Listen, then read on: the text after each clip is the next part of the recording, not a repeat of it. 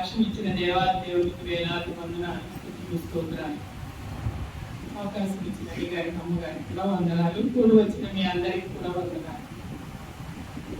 రాత్రి అసలు నాకు చేతగా లేదు, 3 గంటల వరకు నిద్ర లేదు కంటి మీద. నేను డాక్టర్ దగ్గరికి వెళ్ళినప్పుడు బాగా ఆయాసంగా ఉందని టాబ్లెట్స్ ఇచ్చాడు, 3 టాబ్లెట్స్. అవి సగం సగం వేసుకోమా అన్నాడు. అంటే ఆయన చెప్పలేదు, కంపౌండర్ చెప్పాడు. అది చెప్పింది నేను సరిగ్గా గ్రహించుకోక మొత్తం టాబ్లెట్ అంతా వేసేసుకున్నాను. ఆయన పొద్దున సాయంత్రం వేసుకున్నా, రాత్రికి వేసుకోమని. కంటి మీద నిద్ర లేదు, దగ్గు ప్రాణం లేదు, ఆయాసం అయితే లేదు, కానీ అసలు దగ్గు విపరీతంగా వచ్చేస్తుంది.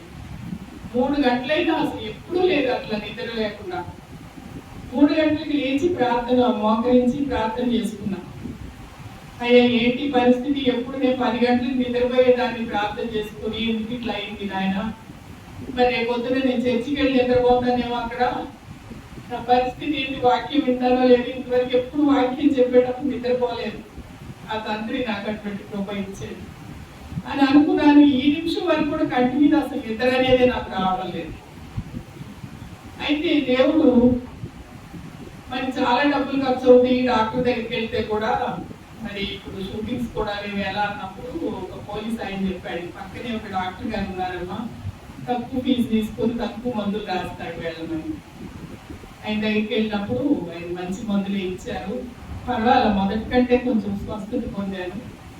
ప్రార్థన అనంతరం ఒకటే అడిగాను, అయ్యా మీరు నన్ను తాకండి, మీరు తాకితేనే నేను స్వస్థపడతాను అన్నప్పుడు నాకు ఎందుకో ఈ ప్రార్థన చేసుకుని 5 నిమిషాలకి అలవాటుగా కొంచెం సేపట్ల 3 గంటల తర్వాత ఒక 5 నిమిషాలు 10 నిమిషాలు నిద్రపోయాను.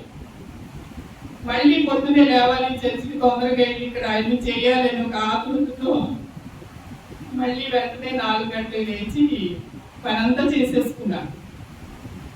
ఆ శక్తి అసలు ఎక్కడి నుంచి వచ్చిందో, బట్టలు వాష్ చేసుకుని ఇల్లు తుడుచుకొని పనులన్నీ చేసేసుకున్నాను. నిజంగా నేనేనా చేసింది ఇంత పని అని నేనే ఆశ్చర్యపోయాను. నేను లేచేసరికి పక్క వాళ్ళు చేసుకుంటూనే ఉన్నాను, నా పనులన్నీ కంప్లీట్ అయిపోయాయి. అయితే ఒకటి గుర్తొచ్చింది, మళ్ళీ నేను ఈ పూట వెళ్ళి నెప్లైజర్ పెట్టించుకోవాలి, చర్చికి వెళ్ళాలి అలా అని చెప్పేసి. నేను వెళ్ళింటే చాలా మంది జనం ఉన్నారు అక్కడ. ఎందుకు అతను చూసినాను, వెళ్ళమ్మా ముందుకు వెళ్ళాను నన్ను పంపించేశాడు. దేవుడికి స్తోత్రం. ఇట్లా దేవుడు ప్రతి విషయంలో కూడా ఆయన నాకు సహాయం చేస్తున్నాడు. మరి నా పిల్లల విషయంలో కూడా దేవుడి దగ్గర నేను మొదలుపెడతాను. పైగా చెప్పినట్లు విమాన ప్రయాణాల్లో ప్రమాదం, రైలు కార్లలో ఎటు వెళ్ళినా ప్రమాదం మన పక్కనే కొంచెం ఉంటుంది. అంటే మన పుట్టుక పక్కనే చావు కూడా పక్కనే ఉంటుంది. కానీ మనం దేవుడిని ప్రార్థించుకున్నప్పుడు ప్రతి ఒక్క విషయంలో కూడా ఆయన సహాయం చేస్తాడు. ఒకసారి నేను బస్కు వెళ్ళే టైంలో 10 గంటల బస్కి రాజమండ్రి షూటింగ్కి వెళ్ళాలి. నేను వెనక సీట్ ఖాళీ ఉందమ్మా అన్నాడు. నాకు విపరీతమైన నడువు నొప్పి అప్పుడు. అయ్యా నేను వెళ్ళలేను, వెనక సీట్లో కూర్చోను, నాకు ముందు సీట్ అరేంజ్ చేయండి అక్కడ అన్నా. అంటే ఈ బస్సులో లేదమ్మా, వేరే బస్సులో ఉంది, 11 గంటల బస్సుకి వెళ్ళు కానీ అని చెప్పేసి కూర్చోబెట్టాను. మేము బయలుదేరి 11 గంటల బస్సు వెళ్తుంటే 10 గంటల బస్సు యాక్సిడెంట్ అయింది. అంటే ఏంటి, దేవుడు కాపాడాడు అక్కడ. అంటే నేను ప్రార్థన చేసుకుంది అక్కడికి వెళ్ళను కదా, ప్రార్థన చేసుకుని వెళ్ళాను. అంటే ప్రార్థన ఏంటి, మనకు ఒక ఆయుధం ఆయన మనకి ఇచ్చింది. ఆ ప్రార్థన మనం చేసుకుంటే అది రక్షణ కవచమే. ఆయన అంటాడు కదా, ప్రార్థన అనే ఒక ఆయుధాన్ని మీరు నడుముకు కట్టుకోండి, డాల్ని పట్టుకోండి, మీరు యుద్ధానికి వెళ్ళినట్లే మనం వెళ్ళమని చెప్తున్నాడు వాక్యంలో కూడా దేవుడు.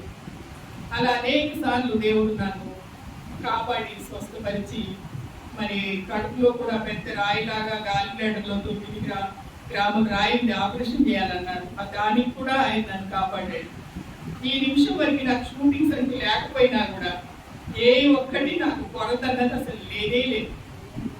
మరి నిన్నటి దినము రెంటి వ్యాలీ ఇవన్నీ చూసుకోవాలన్నప్పుడు నేను ఏటీఎంకి వెళ్తే కరెక్ట్గా 50,000 ఉన్నాయి.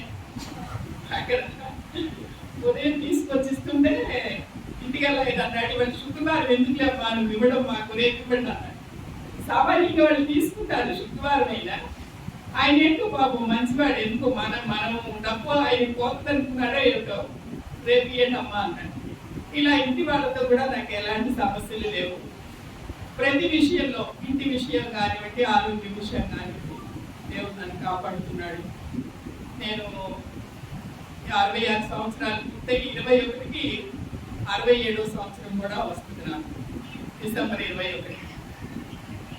ఇంతవరకు దేవుడు మరి ఆయన కృపతో నన్ను రక్షించి కాపాడి నన్ను నడిపించాడు.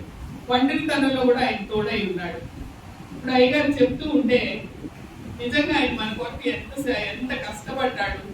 మన పాపాలు మనం భరించి, మనం అగ్నిగుండంలో పడవలసిన వాళ్ళం కనుక మన పాపాలన్నీ కూడా ఆయన భరించి, మన బాధలన్నీ ఆయన సహించి, ఒక చిన్న ఇంజక్షన్ చేస్తుంటే పొద్దున ఒక ఆమె పెద్దగా ఏడ్చేస్తుంది. పెద్ద ఆమె, నేను చిన్నపిల్లలే అనుకున్నా. ఇంజక్షన్కే తట్టుకోలేకపోతే ఆయన ఎన్ని బాధలు పడ్డాడు మన కొరకు. మరి ఆ దేవుని ఎవరు గుర్తిస్తున్నారు? అంటున్నారు దేవుడు అంటారు, మన దేవుడు కాదంటారు. నేను చాలాసార్లు వేదన పడ్డాను, చెప్పాను, లేదయ్యా సత్యమైన దేవుడు ఆయన.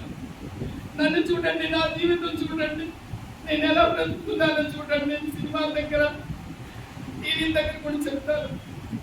అయినా కూడా కొంతమంది హేళన చేస్తారు, హల్లెలూయా అంటారు, ఇంకేం పని లేదు, ఇందులో నుంచి అందులో పోయింది అంటారు. అన్న వాళ్ళతోనే నేను మళ్ళీ ఈ రోజున నేను చేస్తున్న సీరియల్లో వాళ్ళే వచ్చి షేక్ హ్యాండ్ ఇచ్చి హల్లెలూయా అమ్మా అంటున్నాను. దేవాది దేవుడు ఇటువంటి మంచి కృపనిచ్చి, ఆరోగ్యం ఇచ్చి, గౌరవం ఇచ్చి నన్ను ఇంతవరకు ఆయన నడిపిస్తూ ఉన్నాడు. ఆ దేవాది దేవునికి వేలాది వందనాలు సమర్పించుకుంటున్నాను. చిన్న సాక్ష్యం, ఇంకా చాలా ఉన్నాయి, సమయం తక్కువది కాబట్టి మరొకసారి చెప్పుకుంటాను. ఎక్కువసేపు మాట్లాడలేకుండా కానీ చిన్న సాక్ష్యం దేవుడు దీవించు. ఆమేన్.